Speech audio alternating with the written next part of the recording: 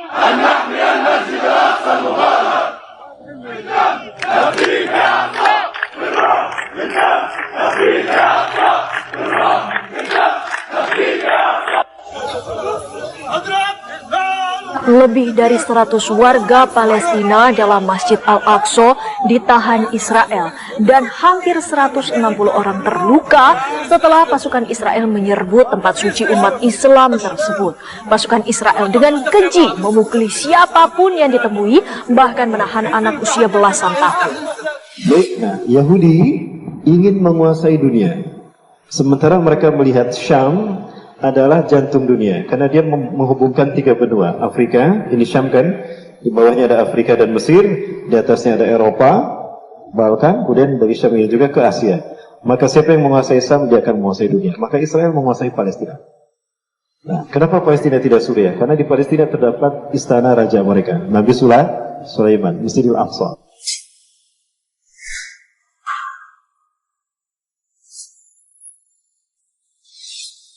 Nah, lalu siapakah nanti yang akan menjadi pengikut Imam Mahdi? Who is the followers of Mahdi? Yang pertama Ahlus Syam, yang kedua Ashabu Rayatis Sud, yang ketiga Taifah Mansurah. Ya. Jadi pengikut Al-Mahdi itu ada 3. Ini pendapat saya. Ya, pendapat saya. Yang pertama Ahlus Syam, yang ketiga Ashabu Rayatis Sud, dan yang ketiga, yang ketiga, Taifah Mansurah. Siapa Ahlus Syam?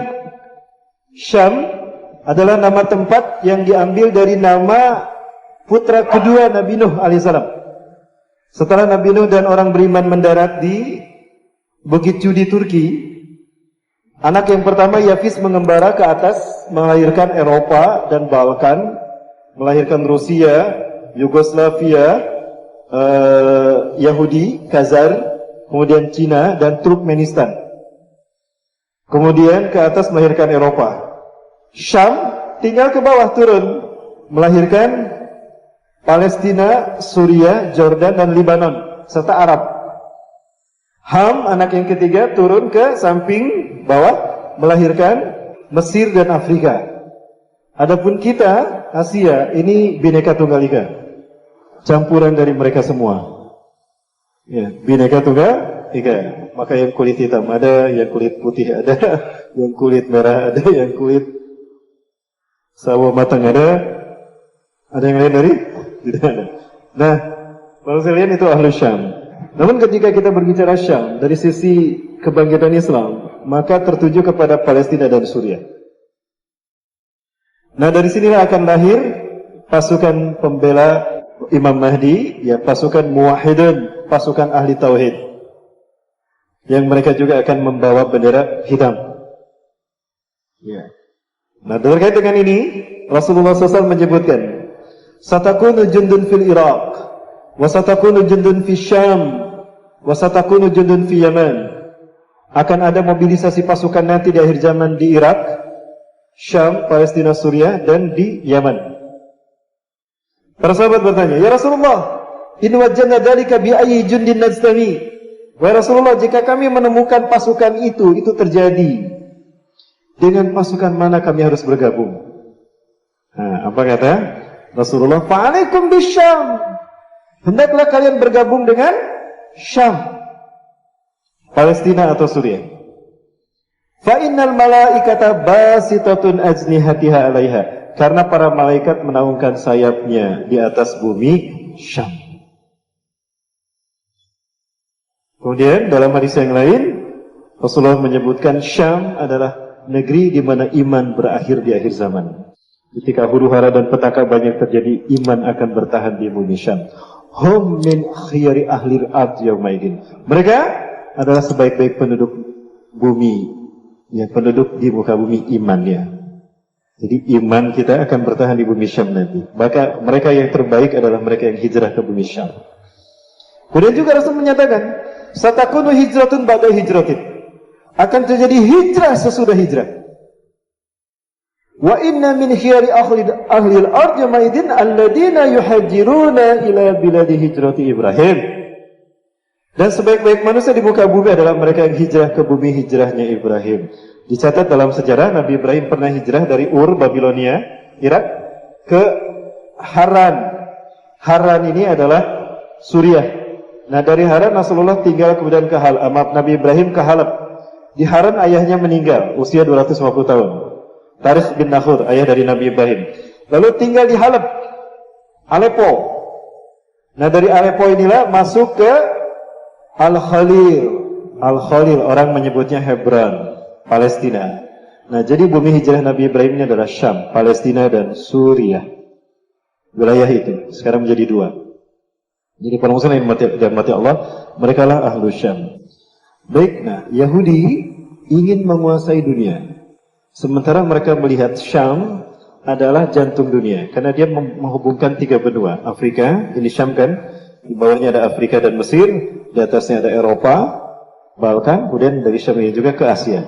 Maka siapa yang menguasai Syam, dia akan menguasai dunia. Maka Israel menguasai Palestina. Kenapa Palestina tidak Suriah? Karena di Palestina terdapat istana raja mereka. Nabi Sulaiman, Masjidil Aqsa. Nah, itu yang pertama. Yang kedua, lalu siapakah Ashabur Rayatis Sud? Ashabur Rayatis Sud adalah pasukan pembawa panji hitam dari Khurasan. Yakhruju min Khurasan Rayatu Sudun. Rayatun Sudun. Akan muncul dari bumi Khurasan. Rayatun Sudun. Pembawa panji hitam. Panji hitam akan muncul ya. Royah itu bendera. Artinya jumlah mereka banyak yang membawa bendera hitam. Sud hitam. La yarudduha syai'un hatta tunsaba bi'iliya. Tidak ada satu kekuatan pun yang mampu menghentikan langkah mereka sampai mereka menancapkan panji hitam mereka di Ilya. Ilya itu adalah Al-Quds, orang dunia menyebutnya Yerusalem. Ya. Nah, jadi kalau kita melihat dari bumi Khurasan ini muncul panji hitam, lalu mereka bergerak tanpa terkalahkan hingga bendera mereka berkibar di bumi Palestina. Itu pertanda Imam Mahdi ada di tengah-tengah mereka. Imam Mahdi akan muncul di tengah-tengah mereka. Nah, jadi sama dengan Ahlu Syam. Ahlu Syam juga mereka membawa panji hitam. Para Allah bisa cek di Gaza. Di Selat Gaza sekarang panji hitam bertuliskan La ilaha Muhammadur Rasulullah itu berkibar. Ya, di Gaza. Jadi ketiga kelompok ini membawa panji hitam. Dan dari Khurasan ini akan bergerak pasukan pembawa panji hitam. Dan para ahli hadis kontemporer, di antaranya ada Syekh Nabil Ali Wadi, Syekh Muhammad Hasan, Syekh Muhammad bin Abdurrahman Al-Arifi. Mereka meyakini kalau Ashabur Rayatis Khurasan ini adalah Afghanistan.